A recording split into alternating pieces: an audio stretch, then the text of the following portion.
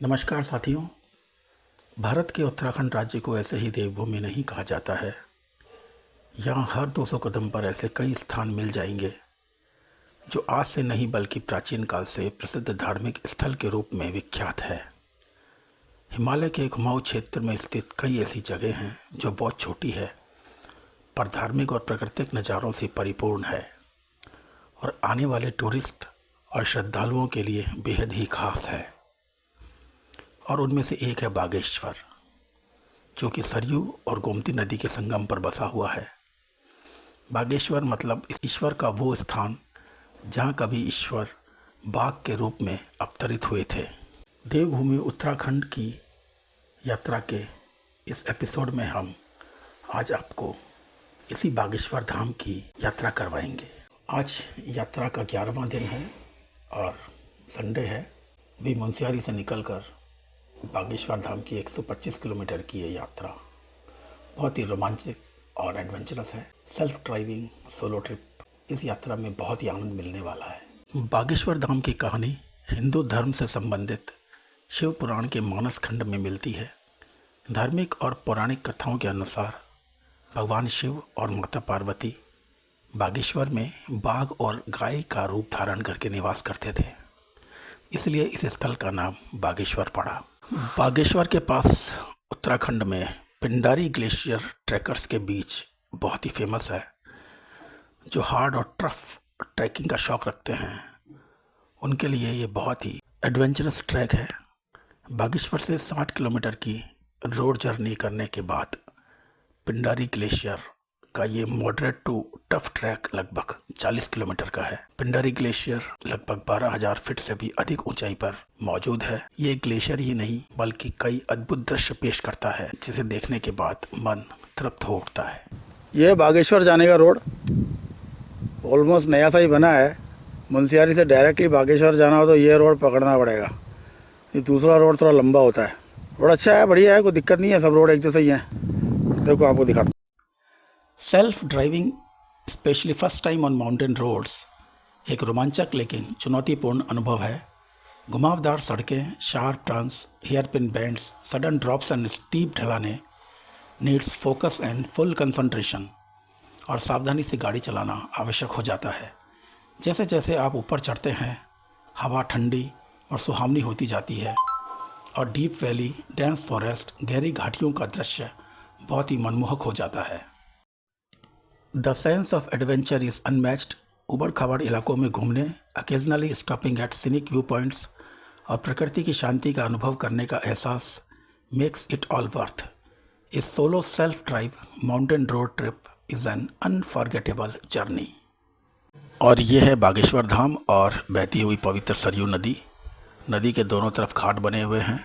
घाट पर अभी दोपहर का समय है, इसलिए दर्शनार्थियों की संख्या कम है। सायंकालीन आरती के समय यहाँ का दृश्य बहुत ही खूबसूरत और भव्य होता है। ये मानसून के पहले का समय है, इसलिए नदी में पानी काफ़ी कम है। सरयू नदी का उद्गम उत्तराखंड के हिमालय रीजन में नंदा देवी माउंटेन के नंदकोट स्थान से हुआ है। घाट के एक तरफ से दूसरी तरफ जाने के लिए नदी के ऊपर ब्रिज बना हुआ है और ये सामने गोमती नदी है जो कि बैजनाथ धाम से होते हुए आ रही है। यहाँ पर गोमती नदी और सरयू नदी का संगम है। घाट पर मानव जीवन को अंतिम विदाई देने भी परिवार के, समाज के रिश्तेदार लोग आते हैं। पौराणिक कथा के अनुसार सरयू नदी भगवान विष्णु के नेत्रों से प्रकट हुई है। एक दैत्य ने वेदों को चुराकर समुद्र में छिपा दिया था, जिनको वापस लाने के लिए भगवान विष्णु को मछली का रूप धारण करना पड़ा। इसी प्रसन्नता में उनकी आंखों से एक आंसू टपक गया। ब्रह्मा जी ने उस आंसू को एक सरोवर में डाल दिया। बाद में इसी सरोवर को एक पराक्रमी राजा ने अपने बाणों के प्रहार से धरती से बाहर निकाला, जिसे सरयू नदी कहा जाता है। सरयू नदी भगवान विष्णु की मानस पुत्री मानी जाती है। भगवान राम ने सरयू नदी में ही जल समाधि ली थी, जिस पर महादेव नाराज हो गए थे और उन्होंने सरयू नदी को श्राप दे दिया था। सरयू ने भगवान शिव से अपना दोष पूछा और क्षमा मांगी। भगवान शिव ने कहा, श्राप तो खत्म नहीं हो सकता, पर जो भी तुम्हारे जल से स्नान करेगा वह पापों से मुक्त हो जाएगा। माँ सरयू की आरती का हिंदू धर्म से गहरा आध्यात्मिक महत्व है। बागेश्वर के सरयू घाट पर होने वाली आरती एक अविस्मरणीय और मंत्रमुग्ध दिव्य अनुभव है। आइए हम सब मिलकर इस भव्य आरती में शामिल होकर मां सरयू से आशीर्वाद, शांति और समृद्धि की प्रार्थना करते हैं।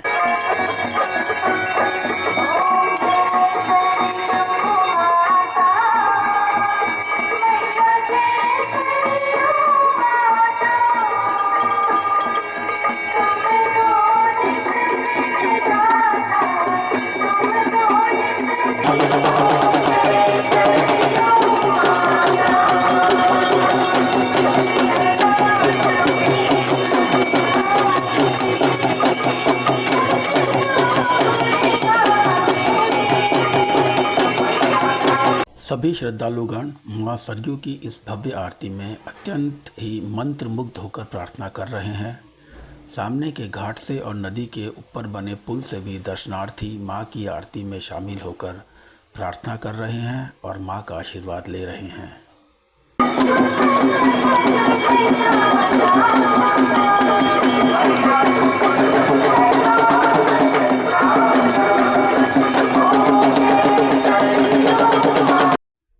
नमस्कार, शुभ प्रभात।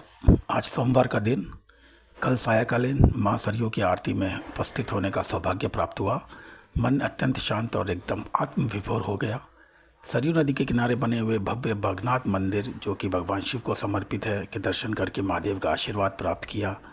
मंदिर के पास ये एक बहुत छोटा सा लेकिन खूबसूरत मार्केट है, जहाँ पर चाय, नाश्ता, खाने पीने की और शुद्ध शाकाहारी भोजन की बहुत अच्छी व्यवस्था है। मंदिर के पास ये होटल बागनाथ में कल रात रुकने की बहुत अच्छी व्यवस्था हो गई। ये भी एक पहाड़ पे काफ़ी ऊंचाई पे एक मंदिर बना हुआ है। सरयू नदी पार करते समय प्रभु राम और केवट का संवाद बहुत ही सुंदर है। केवट ने पहले प्रभु से चरण धोने की शर्त रखी। एक पैर धोते समय जब श्री राम का दूसरा पैर मिट्टी में लिपट जाता तो प्रभु को एक पैर पर खड़ा देखकर केवट दुखी हो जाता। उसने प्रभु से अपने सिर का सहारा लेने को कहा। प्रभु राम ने केवट के सिर पर जैसे ही हाथ रखा तो आसमानों से पुष्पों की वर्षा होने लगी। नाव से उतरकर जब माता सीता ने अपनी अंगूठी केवट को उतार कर दी तो केवट ने उसको लेने से मना कर दिया। केवट ने कहा कि प्रभु, मैं भी केवट और आप भी केवट, मैंने आपको सरयू नदी पार करवाई है और आप मुझे भवसागर पार करवा देना। सरयू और गोमती दोनों ही नदियों के किनारों पर बहुत ही खूबसूरत ये बागेश्वर धाम बसा हुआ है। ये अपने होटल का रूम है, ये बालकनी है। अच्छा रूम है, सुंदर सा, बढ़िया सा, कोजी।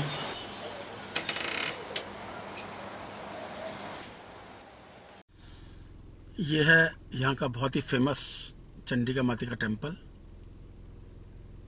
जो भी भक्तगण दर्शनार्थी बागेश्वर धाम आते हैं वो यहाँ जरूर आते हैं और ज़रूर आना भी चाहिए। तो आज की यात्रा का प्रारंभ करने से पहले मैं भी सुबह सुबह यहाँ पे माता के दर्शनों के लिए आ गया हूँ, आशीर्वाद लेने के लिए कि आगे की यात्रा सफलतापूर्वक और सुरक्षित रूप से संपन्न हो जाए। जय माता की। आइए अब आपको बागेश्वर धाम के एक और सुप्रसिद्ध माता चंडिका देवी मंदिर के दर्शन करवाते हैं। यह मंदिर बागनाथ मंदिर के ठीक सामने सबसे ऊंची बेलेश्वर पहाड़ी पर स्थित है, जिसे नगर देवी का दर्जा प्राप्त है। सरयू नदी को पार करके यह मंदिर शहर से लगभग 3 किलोमीटर की दूरी पर स्थित है। ऊपर मंदिर तक जाने के लिए सीढ़ियाँ बनी हुई है और मंदिर के मेन द्वार तक सड़क का रास्ता भी बना हुआ है। मंदिर का परिसर बहुत ही विशाल और खूबसूरत है। यह मंदिर अद्भुत दृश्यों से घिरा हुआ है। यह प्राचीन मंदिर लगभग 350 साल पुराना है। ये चामुंडा देवी के मंदिर से बागेश्वर का विहंगम दृश्य आप देख सकते हैं। अभी धूप इतनी नहीं है। तूने मुझे बुलाया शेरा वालिए, मैं आया शेरा वालिए। तूने मुझे बुलाया शेरा वालिए, मैं आया शेरा वालिए। और जोता वालिए, पहाड़ा वालिए, और मेहरा वालिए।